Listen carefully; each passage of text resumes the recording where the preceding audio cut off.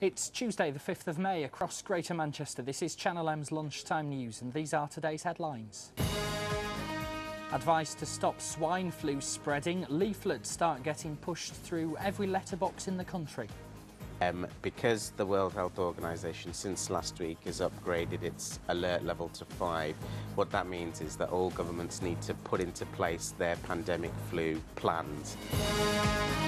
Also coming up, 1 month on from major terror raids, efforts are stepped up to pull the community in Cheetham Hill back together. A lot of good work is going on by the council and equally by the police and the community too, so I think the relationships are fine. And the iconic cinema with a colourful past that could soon have a bright new future. It's beautiful, and inside it's bigger than it looks. Have you ever been in it? It's beautiful inside, very Art Deco.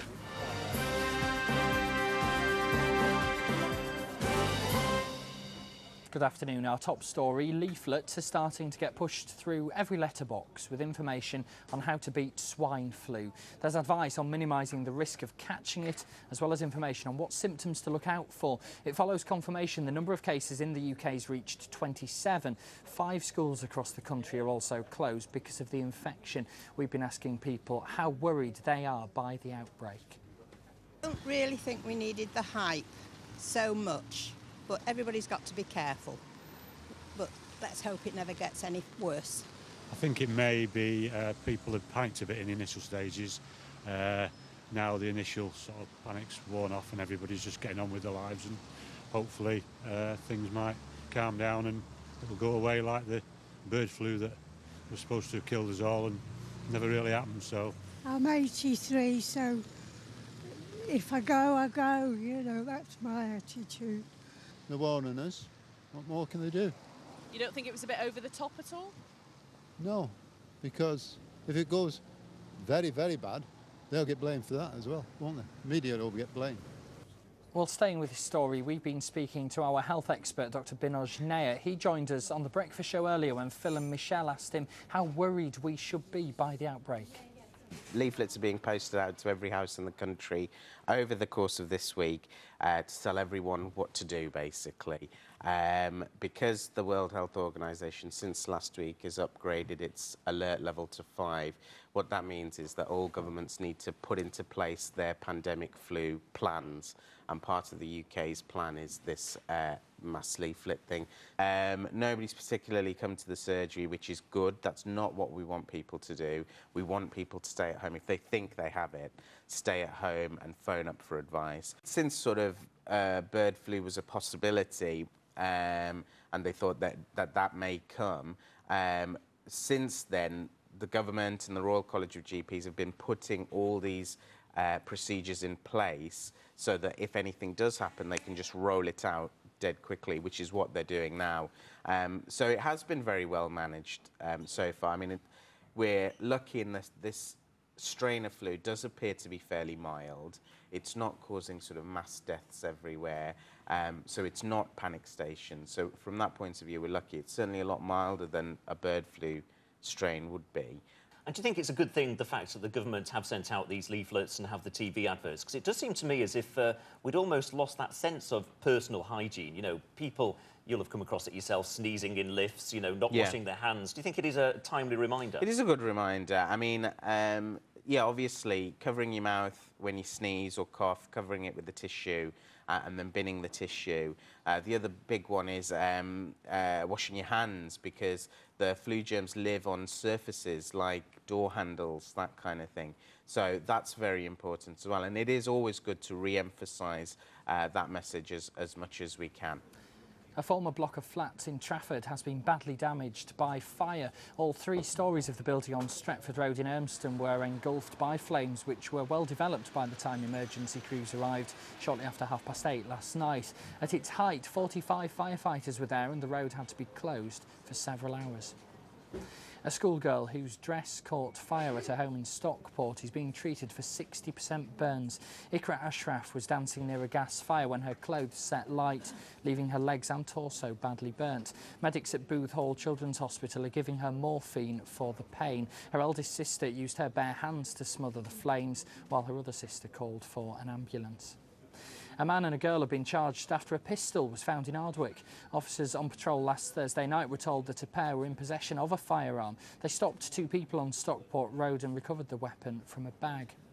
The mum of two young boys from Partington who were killed in a drink-drive crash by a former footballer is demanding an apology from him. Amanda Peake says she hopes Luke McCormack realises how much pain he's caused now he's a father himself. The ex-Plymouth Argyle keeper's serving more than 7 years for causing the smash that killed Aaron and Ben Peake almost a year ago. He was twice the legal limit when he hit a vehicle carrying the youngsters last June. A meeting's taken place to discuss community concerns following the recent anti-terror raids in Cheetham Hill. Representatives from Jewish and Muslim groups who've met at the city's Jewish Museum, along with politicians, say the community there is facing a tough time for many reasons. They also say the recession could see a rise of extremist groups like the BNP. Work is going on by the council and equally by the police and the community too. So I think the relationships are fine. My real concern is, I think, the rise of the BNP. We've not seen this scale for the last sort of 30-odd years. And it's something which is a concern to every one of us. All good, decent people are concerned about this because by working together, living together, that's how we'll be successful, not by going against one another. Part of this museum has been defiled with racist graffiti, and I'm here really to say that I'm appalled and shocked at that, and to show solidarity with the museum, and to say really that all of us, the only things that we won't be tolerant of is racist intolerance. We don't want racism introduced into what in many ways is an ideal multiracial part of Greater Manchester. The director of the Jewish Museum has told us that Cheetham Hill has faced tough times before but has the strength to resist the potential damage that extremists could cause. I would say to people here who are feeling pressure, there is strength within the community. If people join together within the community becomes like a wall. It becomes a wall of bricks. Start to pull bricks out of the wall and the wall becomes unstable, it then starts to fall down. So the more of us who are together makes it that much stronger. A controversial euthanasia activist dubbed Dr. Death is bringing the first of his suicide workshops to the UK. Philip Nitschke will be demonstrating his DIY suicide kit at a meeting in Bournemouth. The area has been picked because of its high number of elderly residents. That as nurses here in Greater Manchester get ready for a meeting to discuss their views on assisted suicide. It's being hosted by the University of Salford to decide whether the Royal College of Nursing should carry on opposing assisted suicide. Well, the debate tonight is about assisted suicide in the UK. The Royal College of Nursing has a consultation paper out at the moment, and it's an opportunity to bring the consultation out to a wider audience. Well, I think it's important that the North West has a voice in this. If you look at the areas we live and work in, we have large numbers of elderly people for whom this would impact. We have serious cancer hospitals for whom patients would be interested in this. And also, I think it's good to move a debate outside of London.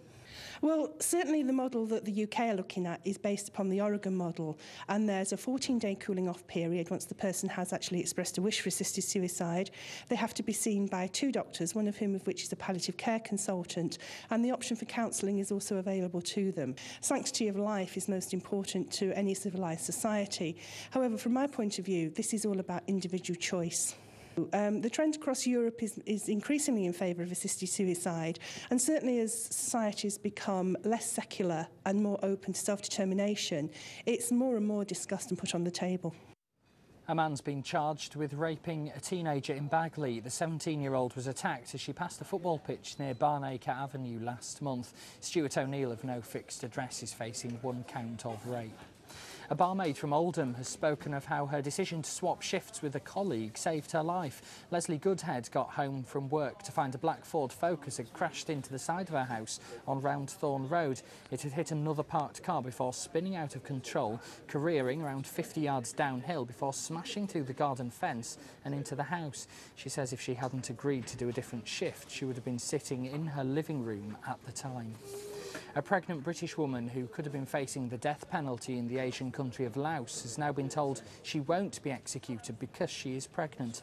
Samantha Orobator has been refused permission to get legal advice about her situation, but has been allowed to see a British government official. She's being held in prison accused of drug smuggling. Her lawyer says she's not been told why she hasn't been allowed to access the prison by the authorities there. There's been a big drop in profits at the sportswear firm Adidas, which also owns Reebok and the golf brand TaylorMade. There's been a 97% fall in the first 3 months of the year, with profits at just £4.5 million, with raw material and wage costs increasing. The company has one of its main bases at Hazel Grove in Stockport. Plans are being drawn up to give an old picture house in Stretford a new future. The Longford Cinema could become a family entertainment centre next year. Beverly Walkden has been looking at its colourful history. 14 years ago, the doors closed on the Isolde Cinema, which first opened in 1936. This Art Deco Grade 2 listed building, jutting out on Chester Road, has since provoked controversy over its demise. I think the council should be ashamed of themselves. Seriously. I think it's a very important building. Something should be done with it. Yeah, Like, definitely. what do you think should be done with it? I don't know, maybe something in the community, I don't know. Anything really. It's beautiful. And inside, it's bigger than it looks. Have you ever been in it? It's beautiful inside. Very Art Deco. But now the owner is hoping to restore it by next year, not as a cinema or a bingo hall, but as a family entertainment centre, giving local theatre a platform. The architect behind this building was a man called Henry Elder, who wanted to portray Hollywood's obsession with sex and money. And the design itself was actually based on the shape of an old cash register. For many people in Stretford, the old place holds memories. In 1938, locals watched newsreels of Neville Chamberlain return from a meeting with Hitler. In 1940, the Halley Orchestra played here when bombs fell on the Free Trade Hall. In 1950, it was bought by the Isolde Cinema Group, but the last film was shown in 1965. Ladbrokes then turned it into a bingo hall. It was the first building in the country to use strip neon lighting. In 1979, the widening of Chester Road meant it lost its grand concourse, and finally it shut down in 1995. From shades of tangerine to baby blue, this building hasn't come to the end of the road just yet. Beverly Walkden for Channel M News. Let's take a look at the lunchtime sports headlines now. Here's Ian Irving with the details. Thanks, James. The Guardian are reporting today that Manchester United have offered £63 million for Bayern Munich's French midfielder Frank Ribéry. It will, of course, lead to increased speculation that Cristiano Ronaldo could finally be on his way to Real Madrid. And staying with United, Rio Ferdinand is back for tonight's Champions League semi-final second leg at Arsenal, who are likely to be without Mikel Silvestre, Andrei Arshavin, Eduardo and Gael Clichy. The Gunners are looking to keep a 6th successive home clean sheet in this season's competition. Ex-Manchester City midfielder Joey Barton has been suspended by Newcastle. The troubled star was sent off at Liverpool for a tackle manager Alan Shearer described as stupid, and has now reportedly had a bust-up with the Toon boss. Meanwhile, Barcelona president Juan Laporte has denied he met with Manchester City counterparts to discuss the transfer of striker Samuel Eto'o. He did say, though, that the clubs had met, but added it was only to see how they could work together in the future, and not to discuss the sale or purchase of any player. Time for some action now, and over the bank holiday weekend, Curzon Ashton faced Newcastle Blue Star in the Unibond First Division North playoff final. Here's how they got on. Brayson looking to turn, penalty! Brayson from the spot, and scores!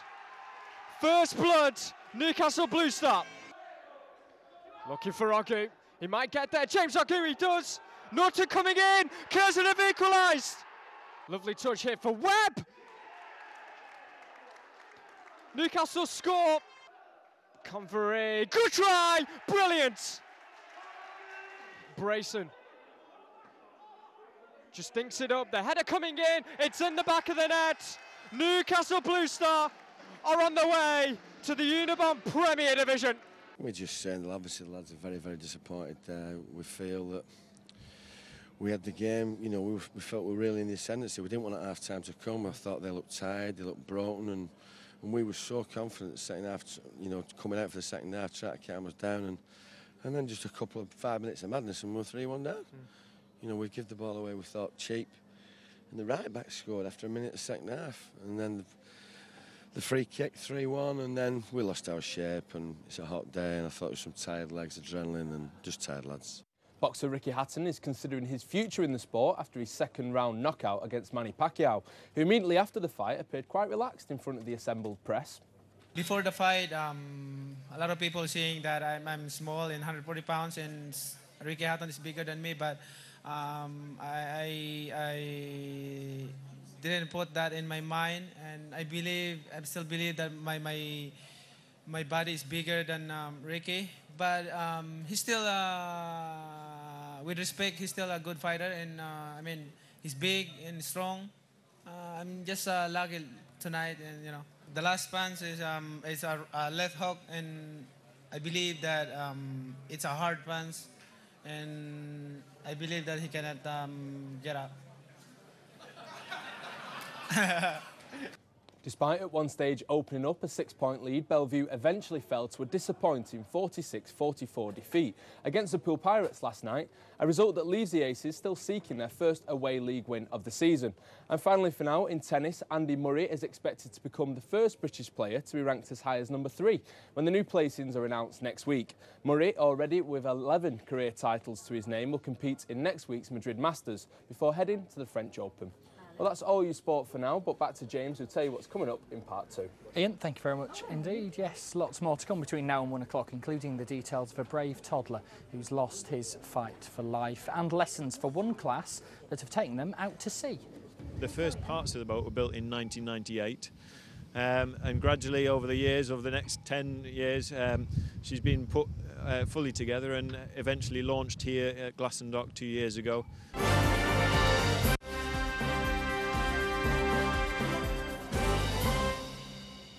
Welcome back to Channel M's Lunchtime News. You can watch this programme again and see any of our other reports online at channelm.co.uk. Plenty of things to see right now on there, including the May Day protests and pictures from a very lively festival here in Manchester celebrating the Balearics. All that and much more at channelm.co.uk. A toddler whose fight for life touched the hearts of people right across Greater Manchester has died aged 17 months. Ethan Collins from Whitefield clung to life while waiting for a double transplant. It's thought his struggle encouraged many to join the organ donor register. Ben Bland now looks back at Ethan's short but inspiring life. What little Ethan went through in 17 months, most people don't face in a whole lifetime. Born with his intestine outside his body, he had emergency surgery, but he still needed a vital liver and bowel transplant, and that meant spending most of his days in hospital and an anxious wait for his parents. They set up a Facebook group and posted updates on his progress. The page gained a following of nearly 60,000 people. It's thought many of them have signed up to the organ donor register as a result. On April the 1st came the news that many had been hoping and praying for. In a 10-hour operation, Ethan had undergone his long-awaited life-saving transplant. Sadly, the joy was not to last. On May the 1st, his dad Stuart posted a message saying that Ethan had passed away. He described the little boy as the bravest, strongest, most amazing child anyone could ever meet. It's been an honour, he wrote, to be able to call Ethan our son. For Ethan's family, there were many happy moments during his short life. In the Great Manchester Run later this month, a team of his family and friends will run to raise money for Live Life Then Give Life, a charity that promotes organ donation. A fitting tribute to the memory of a little boy whose smile and courage touched the hearts of many. No charges are to be brought over an attack that left a head teacher and former mayor seriously injured in hospital. Kieran Heekin from Shawcliffe suffered a broken nose, jaw and cheekbone, as well as a fractured eye socket after being glassed and then kicked in the head in a curry house in Rochdale. Prosecutors say they're unlikely to get a conviction as he couldn't pick out his attackers from a police lineup. An investigation's on after a pensioner from Beswick disappeared from a ward in Manchester Royal Infirmary and managed to walk 40 miles without anyone noticing. 82-year-old Gladys Jones was being treated for a suspected heart attack when she walked from the Oxford Road site and was eventually found at a B&B in Chester, close to where her husband's buried. Her son claims more than an hour passed between his mother's disappearance and the hospital telling the family and the police. Next, if it's a while since you left school, the different activities on the curriculum might come as a bit of a surprise, like building a boat and going sailing for a week, and that's exactly what pupils at one Greater Manchester school have been doing. Well, this certainly beats a double mathematics lesson. While fellow pupils at Bolton School are wrestling with tricky algebra questions, these Year 8 lads are preparing to set sail on the Irish Sea. The 48-feet-long tenacity of Bolton has been built by successive years of pupils at Bolton School. the first parts of the boat were built in 1998. And gradually over the years, over the next 10 years, she's been put fully together and eventually launched here at Glasson Dock 2 years ago. What sort of tasks will the boys be doing? We've set up a watch system already, so we've got 2 watches on board. We've got a port watch and a starboard watch. So at any one time there'll be 1 watch up on deck sailing the boat and manning the boat and navigating the boat, and the other team might be downstairs sorting out lunch or the next meal, or keeping the boat tidy, or maybe even just having some downtime waiting for their watch to come on. So what's for tea then? Chicken korma tonight. Tonight I'm doing the cleaning up after they've cooked the dinner. What's the sort of the bigger picture? What's the real point of all of this? The real point is really to get these lads out and learn a lot about working within a team in a small enclosed space, which can be really quite a stressful environment at times. The crew of 9 pupils and 3 experienced adult sailors won't set off from Glasson Dock in Lancaster until the tide and the weather is right. But meanwhile, the lads say they can't wait. Oh, it's going to be great fun, and I think everyone's going to enjoy it while we're out. Kevin Duffy for Channel M News. A man who's been seen hurling items from the window of a flat in Salford has been taken away by police. He was seen balancing on a window 6 floors up in Pear Tree Court. It's not clear why he was throwing the items out, which included a computer keyboard, a jar of jam and some potatoes. Some cars underneath the window have been damaged. We've been speaking to people nearby who saw what happened. He was just stood on the window. It was like he was surfing or something. Just started throwing everything out. He's trashed all the cars. He had frying pan on there with cooking oil and everything. Sat there cooking, pretending to cook dinner. Sat there on his laptop, chucked his laptop out the window. Everything, potatoes all over the car park, frying pans. Just threw everything out, and then he disappeared. And that's when he went running round the landings with a hammer, and he smashed all the landing windows in on the side here. Well, it's barely stopped raining at all in most places so far today. Let's see how the rest of the day is shaping up now with Billy Walker.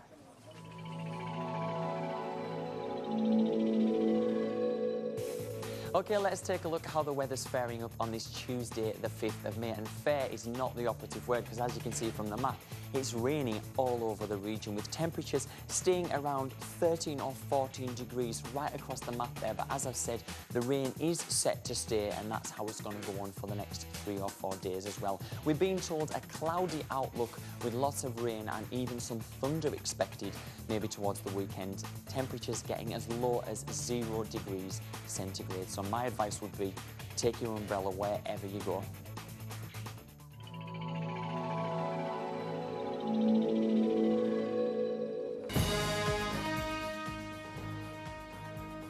This is Channel M, our top stories. Leaflets are being put through every door in the country detailing how to stop swine flu spreading and offering advice on what symptoms to look out for. The number of confirmed cases here in the UK now stands at 27, with 5 schools closed after people became ill. And a major fire in Urmston's badly damaged a former block of flats that was being converted. The blaze broke out yesterday evening. Those are today's headlines, and that was the Lunchtime News. We'll have much more on all those stories with Andy Crane from 5 o'clock tonight. But from me and the Lunchtime team, have a good afternoon. Bye-bye for now.